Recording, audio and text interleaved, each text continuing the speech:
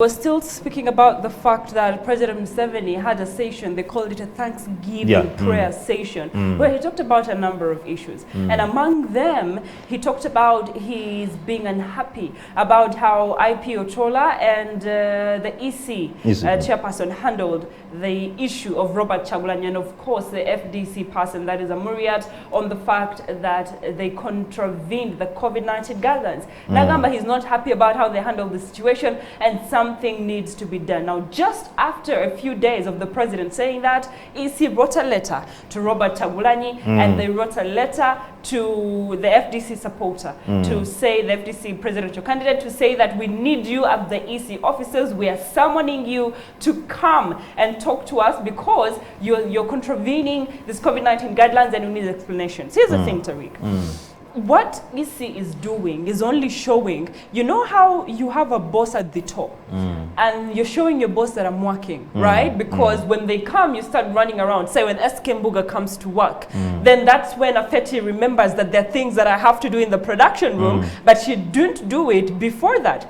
Robert Chagulanyi, yagenze ku offices EC. Nga abawandikira a letter and showing them evidence of what happened during the brutal, you know, the different brutality the police passed on during the time that he was campaigning in the different regions. And we see that this brutality hasn't stopped and it's still continuous. And police has come up to attack the opposition and even NRM members have said, why is this happening?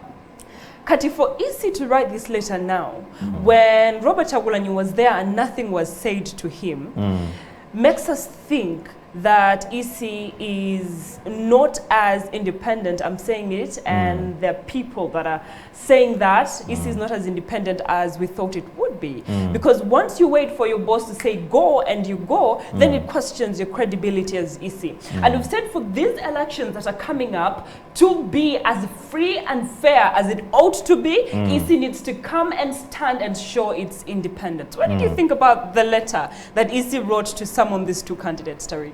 Ebaruwa mu Luganda bakiyita kwekaza nti wekaziza kubanga bakugambyeko. So isi okubona bya nti sazi ne wandike ebbaluwa nakirabyenga nze nkirabyenga kwekaza bwekaza. Naye nga ovuje ku isi ne IGP ne yavuddeyo ne balaga nti wamu ne UPDF ne bateekawo embeera nti bagenda kuba nti bateekesa amateeka mu nkola. Naye ngera kyonna kyavudde kuba nti president yamaze okwogerako n'alaga nti tali musanyufu nabo gye bali.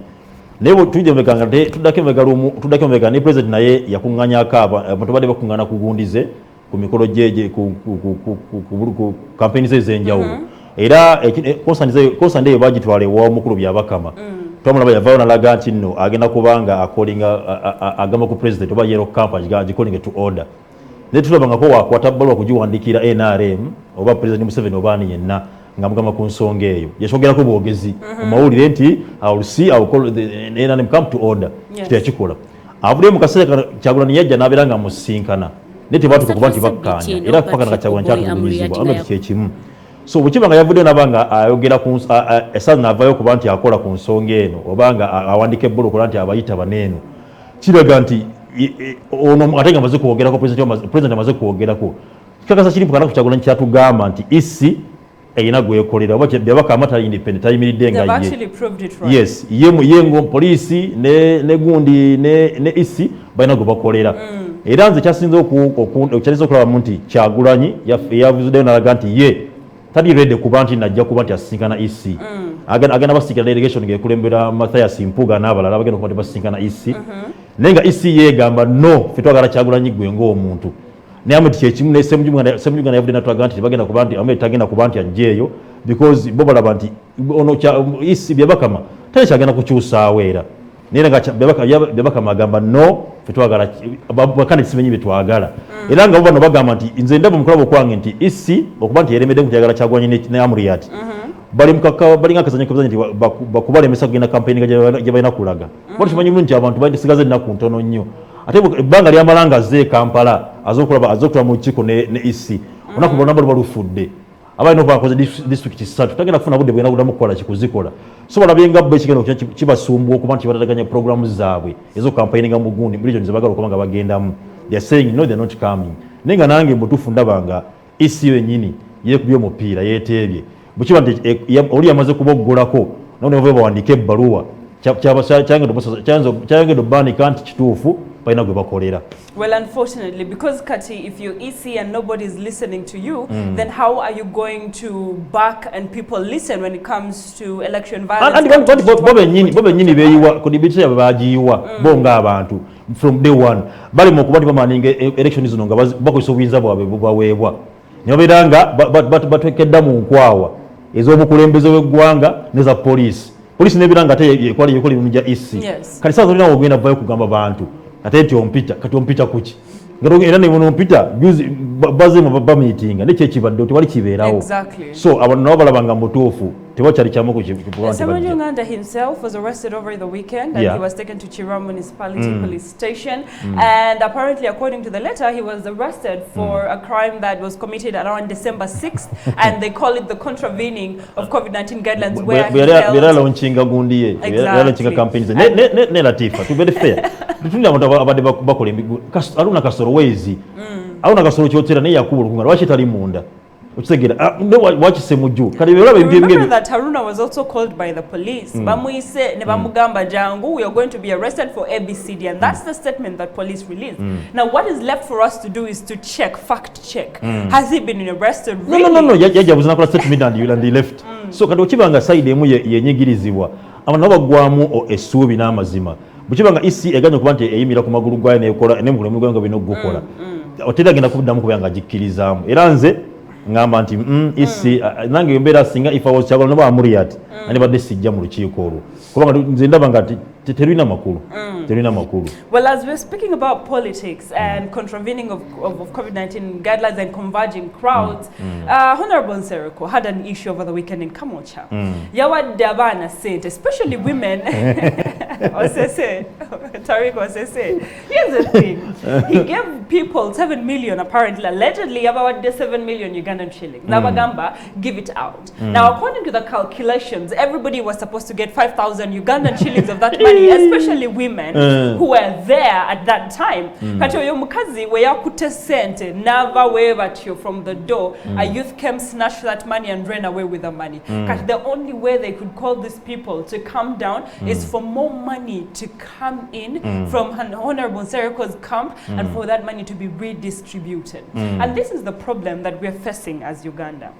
Abantu balina sente nyingi nnyo in the hands. And because the value of the Ugandan shillings has fallen, this only means that even the money that they have in hand is not enough. Abantu bavu nnyo, one, the gap between the rich and the poor has increased. 3, and that's the reason why we are monetizing politics. Because people are broke and people need that money.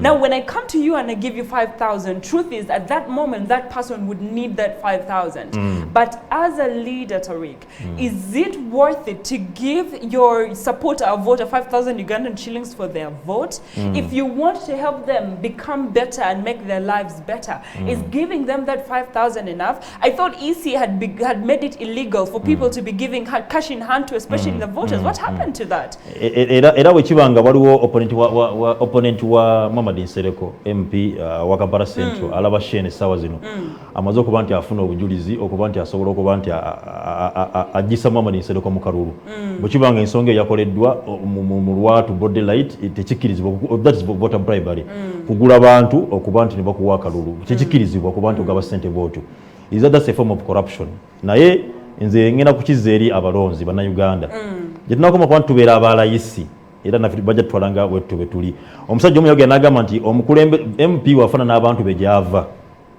era naawe MP ofana n'abantu bojokola ki bwekibanga okkiza okuba nti bakuwa 15,000 nitogana okuba nti mulwana mama lisiko mulaze nti level yammwe and people were hurt, Tariq. Abantu were hurt. There was bloodshed. People were rushed to the hospital because of the 7 million. Latifa lumwe President Museveni yali by elections ngagende rukunjiri yagende rukunjiri kuba nti asaba kalunga ina muna era mu campaigning gira ne President Museveni yagende rukungiri yatwala over 2 billion natwane boda zijjudde namba abantu bize bamusaba ngamala gaffe twagala ABCD tuwe boda zizi no tugenda tuvuge tuwenga tukola business afa ne tuwane sente oteke mbina byaffe ebyenjawulo era President Museveni yetikimito n'abitwalayo abantu abakyusobola mu bwawe balaga their worth nti mutufu okuba nti obajjamu akalulu beraga divoti basaba sajja nga mu Western basaba nguudo basaba okuba nti obatera ssente mu nnimiro zaabwe basaba byuma by'amata nti tulina ente zaffe tuterewa byuma by'amata bebasaba naye wano mu Kampala yekamwoca osabye 15,000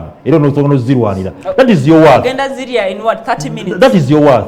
Kyaba tugenda kubeera kasanga tukaaba gavumenti tuyambye naye kubanga tulonda abantu omuntu akwadde 15,000 agenda abeere mugundi mu parliament emyaka 5 buli mwaka aguza nusu 10.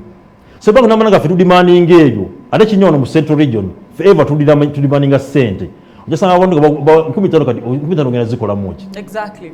So nafanya tukyuse endowooza yaffe ng'abantu bano mu Seno ddala abalonzi tulonde abantu batubateeke kugumbeera nti twagala ebintu byetwagala ngaffe oba tukyusa obulamu okusaba ebintu ebigenda okuba nti kikujja kola ebiriko ekuzza ku kyeriko ekikuza ku ndala abaana abawala abadde balina system ngende gye bakola ennaku zino nga bo bagamba nti yes ffe ngaffe honorables naye tulina ekibiina kyaffe wano tuli batunzi bangoye tugulire ebyalaani obituwe musabe ebintu ng'ebyo tugulire ebyalaani nga 5 bituteerewo that is okay mugenda okuba nti mukola emirimu gyammwe mweyongereko naye 15,000 bannaffe basaba byuma by'amata tusaba 15,000 tuli luddawo.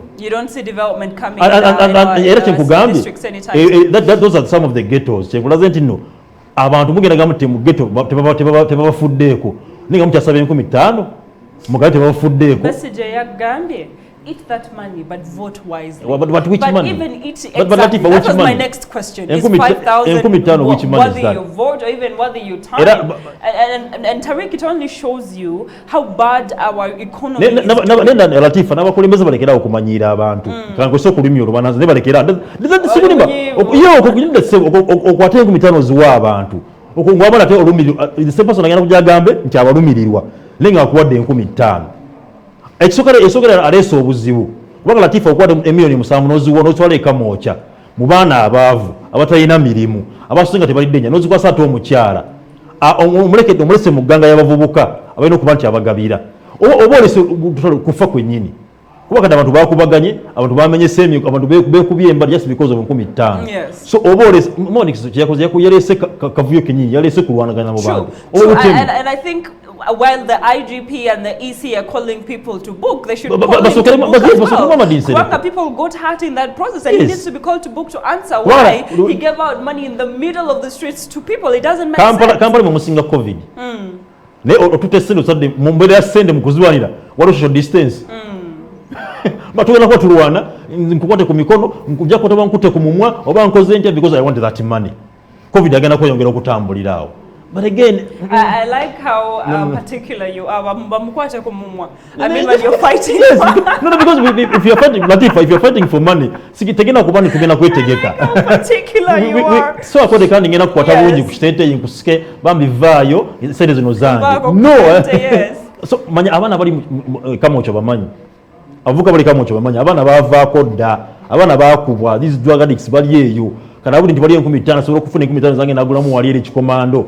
I think it's really about how the government needs to look at the people in the ghetto if it really wants to help them. And going to deal with bedbugs in the ghetto is not the solution. Fine, it's a little bit of the ice of the tip bag of the ice. Now, however, there's so much more that we can do for these people. And that is why when you look at the ghetto youth, they feel like Bobi Wine is representing them because they feel like he has been there with them in the ghetto and he has risen. And truthfully, when they see someone like Bobi Wine, there's hope here. I think I can be like Bobi Wine because he started where we are, and hopefully he'll be a good lesson. Latifa, I'm looking at nindo nakuleninda ono mu Uganda lutukewa mu Kampala.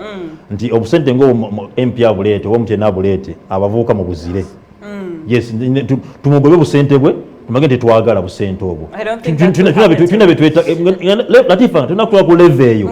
Tujja kusobola kwenda kutwagala ekyenkyukakyuka as we tugenda twagala change nga tuyasobola kwanira 15,000 tulina kutuuka kubanga twagala change.